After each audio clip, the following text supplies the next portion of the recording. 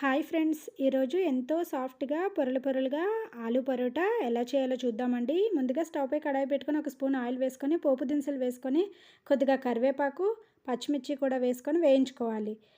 తర్వాత దానిలోకి ఆనియన్స్ వేసుకొని ఒక హాఫ్ స్పూన్ సాల్ట్ వేసుకొని ఆనియన్స్ని బాగా ఫ్రై చేసుకోవాలి.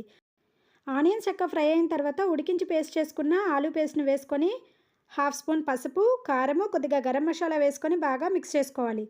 ఆలు పచ్చివాసన పోయిన వరకు మిక్స్ చేసుకొని వేయించుకోవాలి. తర్వాత కొంచెం కొత్తిమీర వేసుకొని స్టవ్ ఆఫ్ చేసుకొని పక్కన పెట్టుకోవాలి. ఇప్పుడు ఒక మిక్సింగ్ బౌల్లోకి 3 కప్పుల గోధుమ పిండి తీసుకొని కొద్దిగా సాల్ట్ వేసుకొని వేడి నీటితో చక్కగా మెత్తగా చపాతీ పిండిలా కలుపుకోవాలి. దాన్ని చపాతీ కర్రతో కొద్దిగా రోల్ చేసుకొని దానిలోకి మనం ముందుగా రెడీ చేసి పెట్టుకున్న ఆలు స్టఫింగ్ని పెట్టుకొని ఈ విధంగా రెడీ చేసుకొని మళ్ళీ దాన్ని చపాతీ కర్రతో పలుచగా ఒత్తుకోవాలి. ఈ విధంగా ఒత్తుకున్న దాన్ని వేడివేడి పెనంపై వేసుకొని రెండు వైపులా కొద్దిగా ఆయిల్ వేసుకుంటూ కాల్చుకోవాలి. Tasty parotta ready.